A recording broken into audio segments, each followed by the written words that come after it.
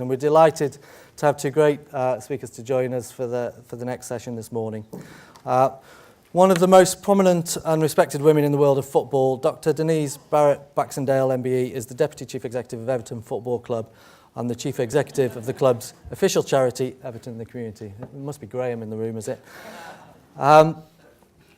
She's had a wide-ranging career, but they're going to talk this morning mainly about enterprise. And what's most notable reading the background of Denise is that she largely came through in the early part of her career, and I'm sure they'll talk more about this, through an education background, if you like, through a public sector background, through a non-profit sector background. And they're going to talk this morning about the enterprising culture that Denise is developing. So the really strong message for me there, that whilst it is a bit of a cultural leap for many of us that have worked in non-profit, that have worked in public sector, that have worked in sports development for years and are trying to become more enterprising organisations, that it can be done, and Denise is a great example of that.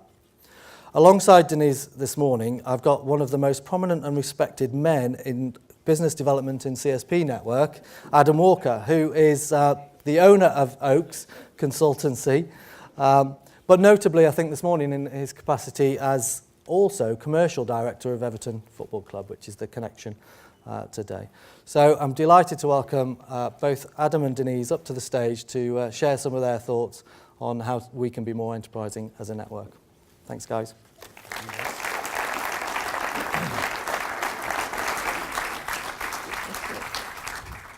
Cheers, Lee.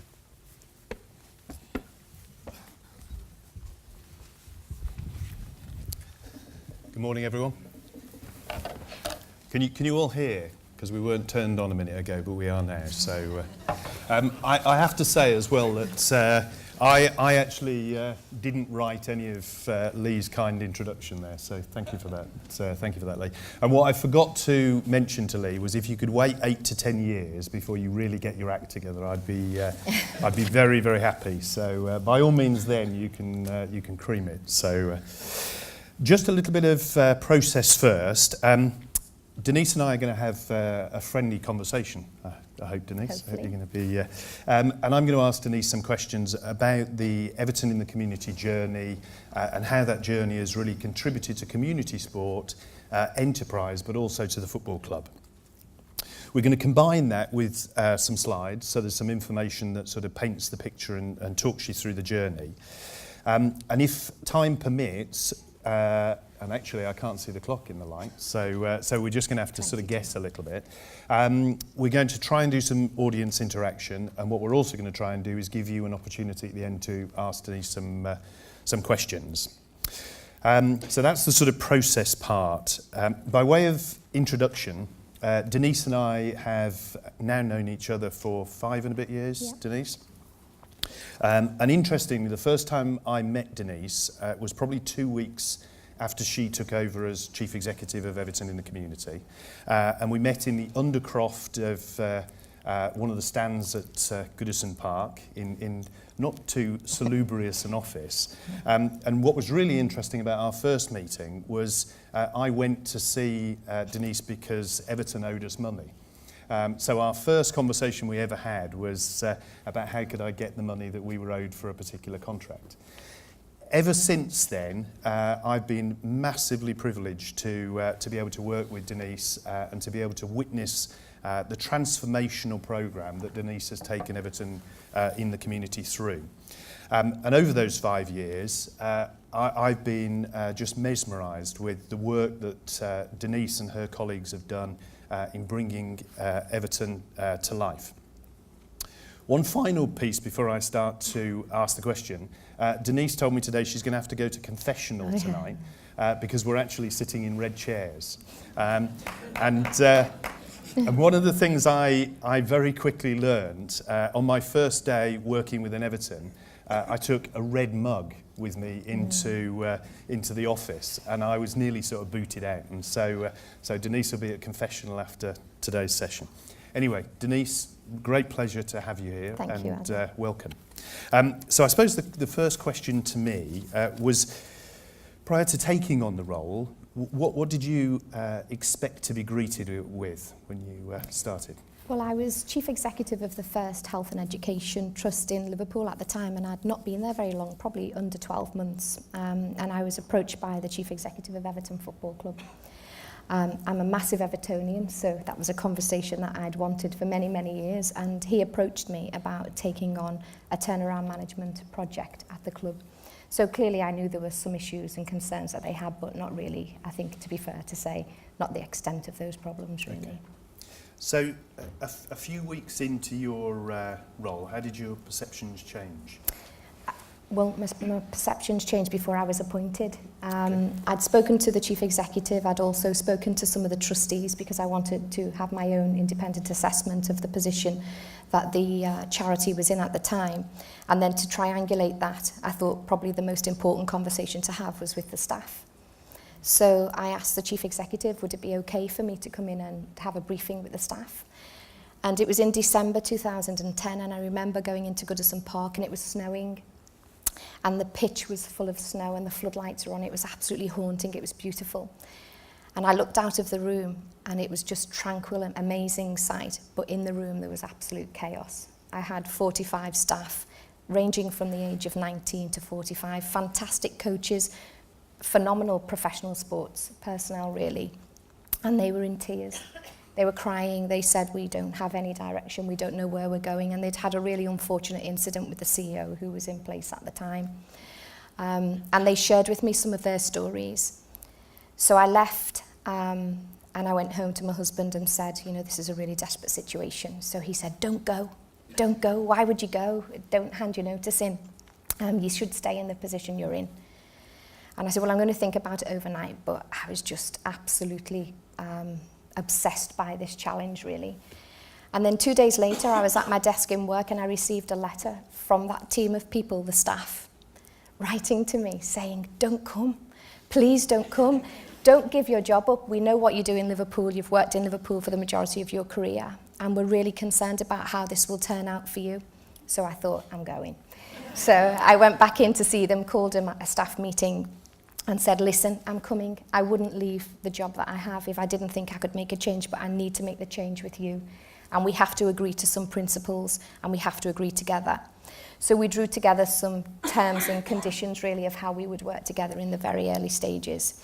And we had absolute consent. And those two things were, whatever leadership decision I made in terms of a strategy, they would support me.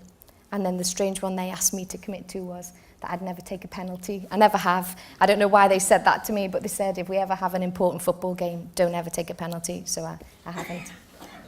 Fantastic. And so when you'd started, what did you perceive to be the biggest challenges? Well, there were a range of challenges, really, and I'll just share some of them with you. You'll all know from your own positions, 2010 was a really difficult period for us all in terms of grant funding, in terms of financial investment into sport, and our heavy reliance on grant funding in an economic downturn. So there was a really complex set of internal conditions mapped against an external situation that was really challenging. But what I think we did have, we had mission drift. They didn't know what they were doing. They'd lost their sense of purpose. They were coaches. The organisation was established in 1988, and what their interpretation of coaching in that context was had changed now. The landscape was shifting, and it was shifting rapidly, and they needed to do things differently, and they absolutely wanted to do things differently, but they just didn't have that pathway. They didn't have the leadership pathway, anyone helping them. We chased bids, we had project fatigue, projects had just ground to a halt. As Adam said, I have paid him back with interest actually, but we owed people money. You know, we had people ringing up, asking for payment. We just really hit a crisis situation. And I think a really important thing had happened, that the governance had let us down as well. So I think we had consensus in that everybody, the trustees, the staff, our partners, even Premier League, I would say, in some instances, all agreed that we had issues in these areas. And we said we'd work together to resolve them. The biggest situation for me that, you know, was evident to me is we'd really let the club down. The organisation had let the club down. Everton Football Club is a phenomenal club and it's got great values and ethics. And we fondly refer to ourselves as the People's Club. And the element of our club that should have been reaching out at that time was really struggling.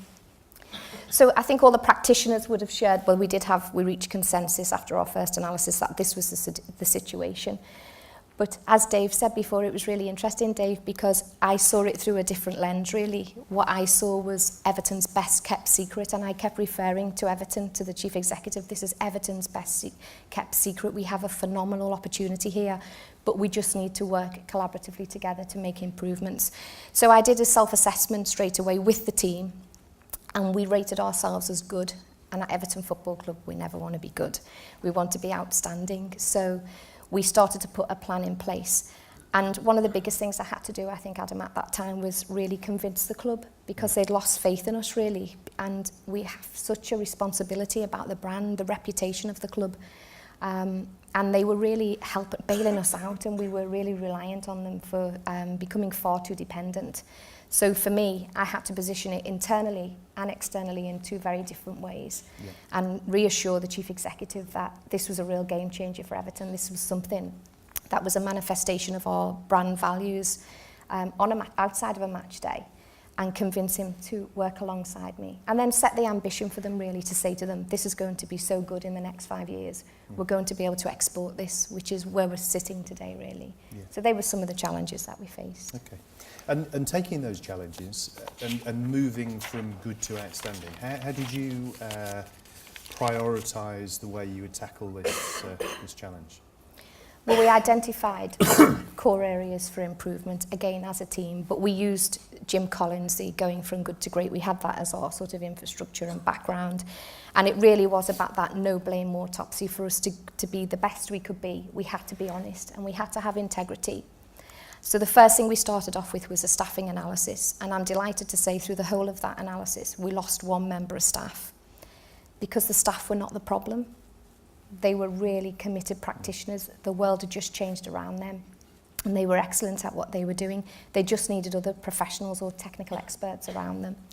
So we lost one member of staff who actually went to take another opportunity. So again, that was fantastic. And we were really rigorous about what we were good at as a team. What is it that we do?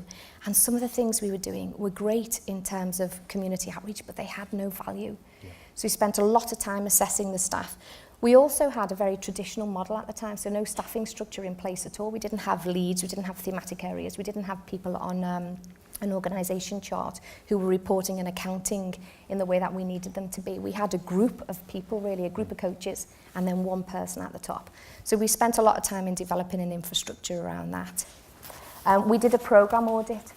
We did some things we shouldn't have done. We cauterised programmes that were failing. They were costing us money. They were not the things Everton Football Club should have been doing, and we'd been a little bit distracted. So we made sure that we were very clear, and that can be quite hurtful for staff at times, because if it's a programme in your area, you can feel quite insulted, or why are they taking my provision away?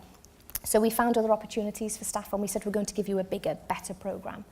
And then we also backfill that again, as Dave mentioned, with volunteers. We have 180 volunteers, and they are just fantastic. They're terrific.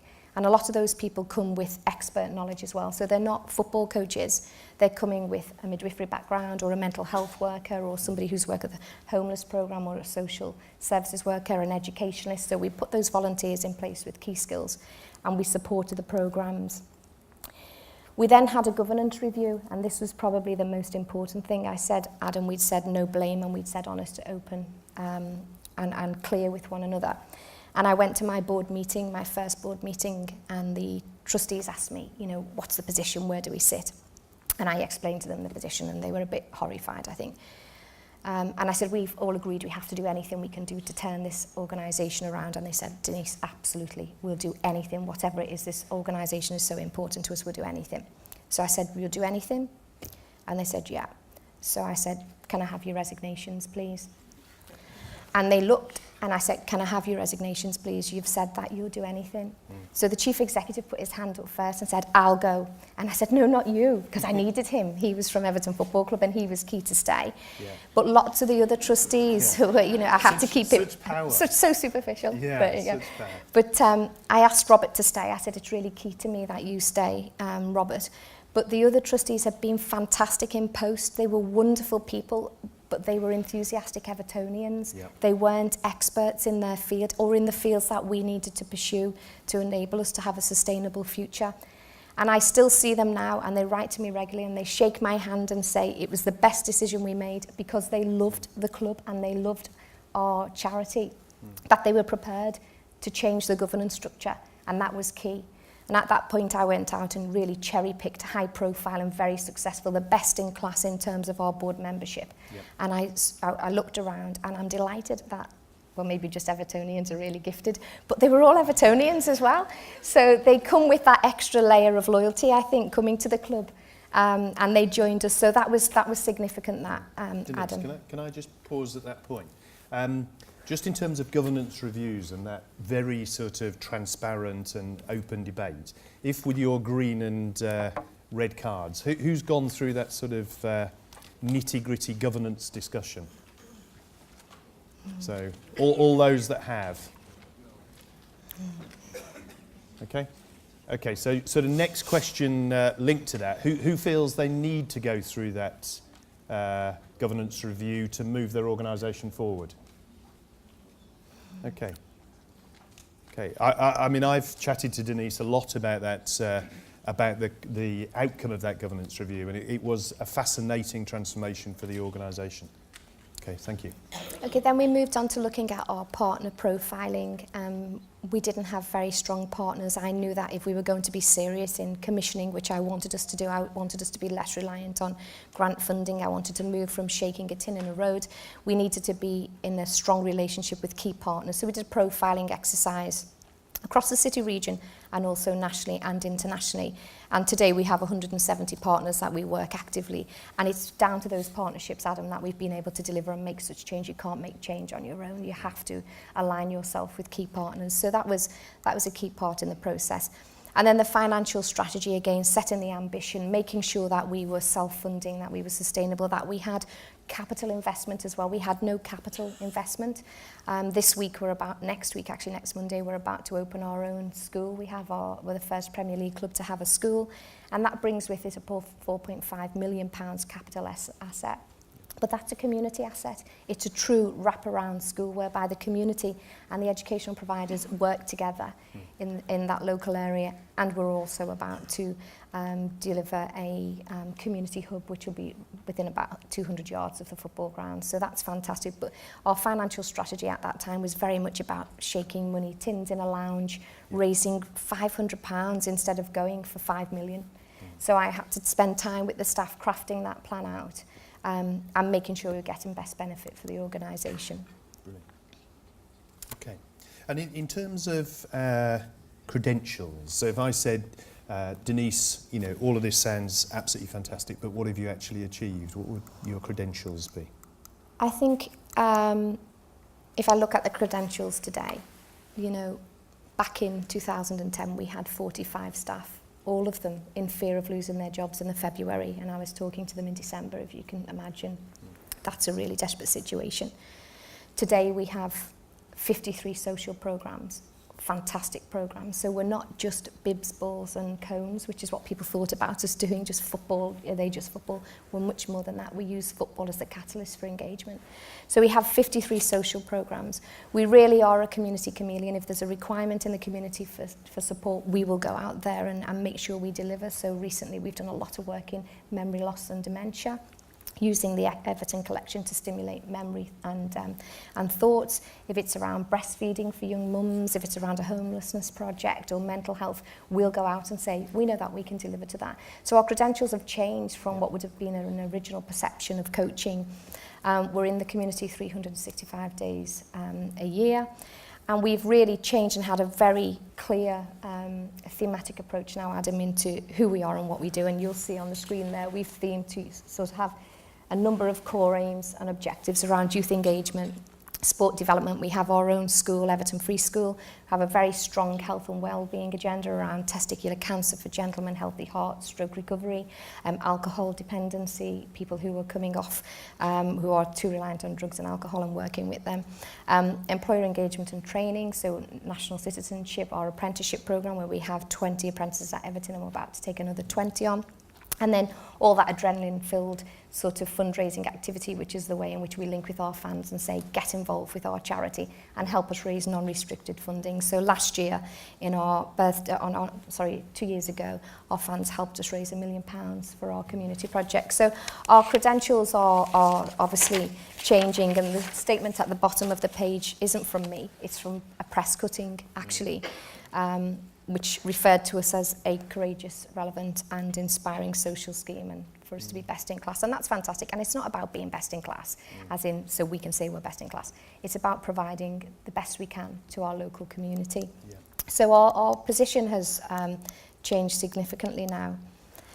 So some of the things we celebrate there, we're multi-award winning. In the last 4 years, we've secured 84 awards, locally, nationally and internationally, for the quality of our work. And again, that's not me saying Everton and the community have won an award. It's that external verification, really. It's other people saying, we wish to acknowledge you as leading in the field. We now support 2,000 local charities a year. So we see our responsibility to help other third sector organisations develop and grow. We're absolutely keen on partnership. We know that we have 20 clubs in the Premier League who all have their own community programmes. Back in 2010, they never spoke to one another. Yeah. They were very competitive. My view is we're never competitive in community. We work together, we share good practice, and as a league, that makes us stronger. So we're really moving on the sort of ethos and philosophy of partnership. And we now have 170 partners. We have 130 staff, 188 volunteers, 67 casuals, and we're about to take another 30 staff on. So even in terms of our job creation and opportunities to get people into employment, we've worked really hard.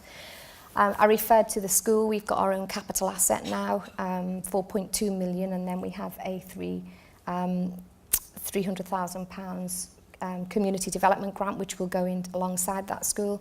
And then we have a £3 million revenue attached to it, working with the most hard to reach and hard to help members of the community in Everton who, for whatever reason, a traditional form of education is not right for them. So real hard to reach and hard to help young people who are coming in and learning with us. Yeah. Young people who had an attendance record of 30%, who now have 98%, and they're making progress. And then probably something that would be of interest in terms of that sustainable financial position is this year alone we will be returning an £11 million commissioning value from government contracts, so around National Citizenship Service and also traineeship. So we're on the move. Fantastic.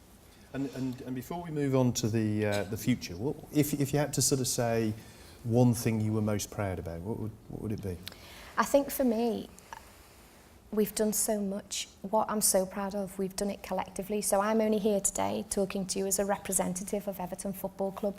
This is very much a shared endeavour. It's been the staff, the trustees, the club, our fans, just fantastically supportive, the partners who've worked with me. So I think that we could understand how collectively we could deliver something that was, you know, I hope in a class of its own as we stand at the moment.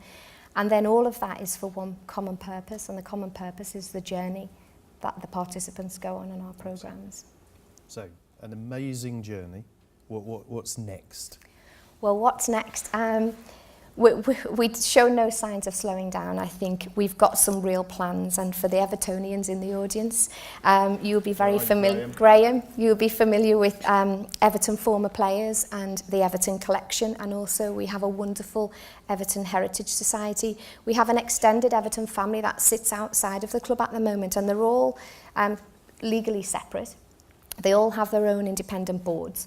But they're fantastic, and every time you say Everton Collection, you say Everton. So my view is we should be welcoming them to form part of what we're calling a super community board and help them benefit from the infrastructure that we've put in place over the last 5 years and really help them move on and put together for football a very different. Everton is in a unique position because of its heritage and its value system to be able to offer something there that is really unique to the community. So that's a big objective for me, and probably the most significant project for me moving forward is to really get the value from a regeneration scheme. I want a new stadium, so I'm working really hard with the Chief Executive, because when we get that new stadium, it will be very much a social stadium. We are a people's club, and that stadium will be there to play football in 23 days, hopefully a year. And then on those other days, it will be a true community chameleon to welcome people in and have it active and animated by community provision. Before my last question, before we open it up, in 2013 you became Deputy Chief Executive at the club. Is that right? Yeah. Yeah, 2013. So you've got two massively demanding jobs. Do you think it was a disadvantage or an advantage having both? I think a clear advantage. When I was offered, the chairman phoned me and asked me to go to see him down in London, and I went down to see him. I wasn't aware what I was going to see him about. I went with Robert, and they asked me to be the Deputy Chief Executive of the club. And during that conversation, they said, so it's okay, you can leave the community now because you've made such progress in the community. You can leave the community now and you can come and bring that change management into the club, and we look at standards and development and ambition through the whole of the club. And it was at that point I said, oh, no, I can't, because I made a commitment in 2010 to the staff to be here for 5 years to support them. Yeah. And we were only midway through our leadership programme. So I said, no, it's on the condition that I can keep the community. So at that point I said to the club, well, okay, you can pay my salary. We'll release the CEO salary from the charity. I'll do that voluntary, so I do it in voluntary office now. But I'll lead the team and I'll deliver that development plan like I said I would. For 5 years. I couldn't have walked away from them, Adam. I couldn't have just got another CEO in. They'd had so much disruption, and they were starting to believe that they could make a change. So no, I think it's beneficial. You'll know yourself as commercial director. I can put sort of bit of influence on you to make sure you get our charity front of mind when you're making commercial deals. Yeah. The head of marketing is the same if we want a community-led marketing strategy. And we really have moved from the community programme being something that was a real drain on the club, Adam, 5 years ago, to being, going from that sleeping giant to being something that I hope makes Evertonians feel even more proud to be blue every day. Yep. And I get that feedback from fans very regularly. So we're now key to the community-led marketing strategy that our club will adopt for the 2015 season. Yeah. Okay. My final question. I witness every day the energy that you put into this job, and believe me, it's a very impressive level of energy. How do you keep motivated and energised to do what you do? Well, I think I've got the best job in the country, so that's great. I'm an Evertonian, fantastic. Fancy having the chance to work at your club, so that's just amazing. And then to look at the journey that the participants go on, to look at how, as a club, we've been brave and bold. We've gone into areas that other clubs just wouldn't go into. So we've said it's okay to have mental health problems. Stand up and talk about it. It's okay to talk about homelessness in Liverpool, but let's go out and support that. Yep. And so for me, it's about having the opportunity to make a real, change with using insight, local insight, converting that into high quality impact. And people will often say to me, your community programme is life changing, isn't it? And I don't think it is, because for many of our participants, it's life-saving. Yep. And if you have the opportunity to work with people on a day-to-day basis in that capacity, I don't know how you couldn't go home just thinking, what a fantastic day I've had. Brilliant. Denise, and I think we've got a video coming up now which sort of typifies what the community programme stands for. Yeah, okay. So if we can play that.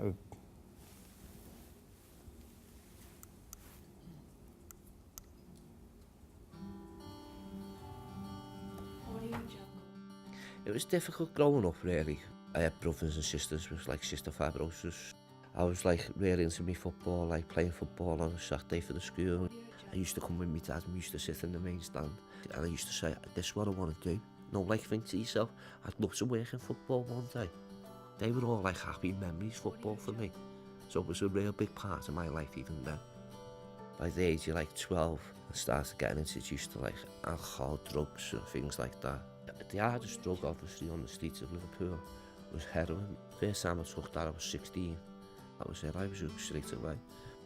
I was homeless, in and out of hospitals, sleeping rough for 18 years. 18 years of my life. The city centre was where everyone would sort of congregate who was sleeping rough. I've slept in bin sheds and everything. I've slept in bus stops, doorways. What happened, right? He used to come and pick me up to come and play for the Whitechapel football team. And obviously Everton are in partnership with the Whitechapel. met Henry and he see me, get me like back on track. They help me get in supporters' housing and things like that. But that's like what we do now. We tying out the lads in the football team. It was a starting point. It was coming to the end of that. I'd been clean for about 48 months.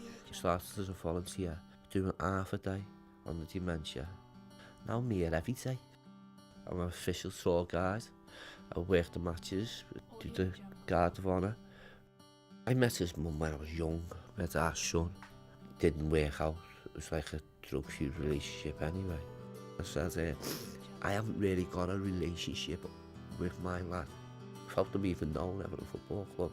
Little things that they've done brought our relationship.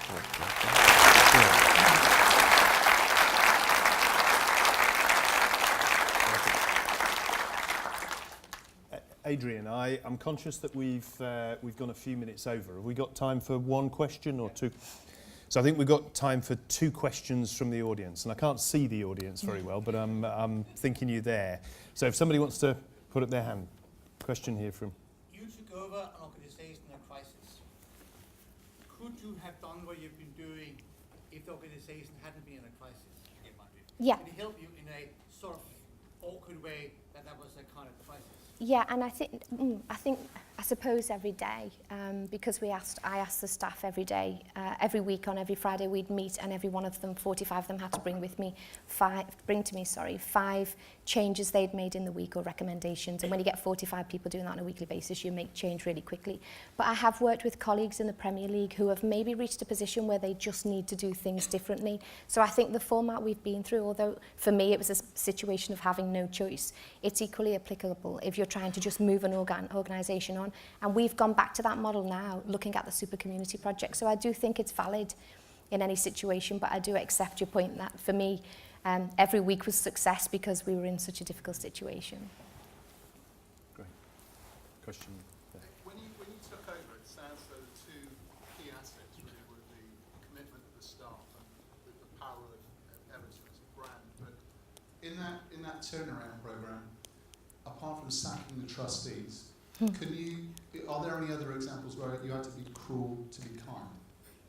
Well, yeah, I have to have sort of what we call in leadership terms fierce conversations, don't we, with a range of people, not just the trustees. And we didn't sack the trustees, we asked them if they thought it was a good idea for them to leave, and they resigned. So, very persuasive. So it was all in the positioning, I suppose, and they were very supportive. But yes, there were really difficult situations. Adam said, we owed them money.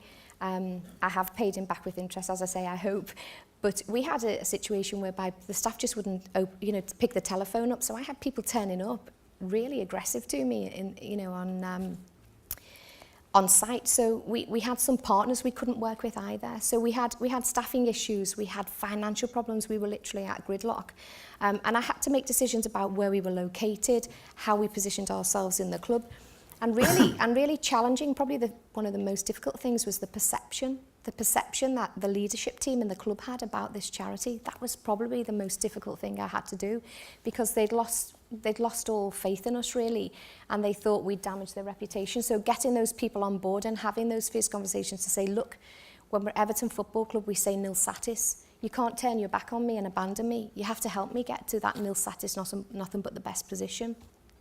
So yeah, we lost staff. As I say, we didn't lose many staff. We needed new partners. We had to stop working with some partners, and that was tricky, having those conversations, because everybody in the city region would want to be aligned with a football club, Everton or Liverpool. They'd want to align themselves because of the profile.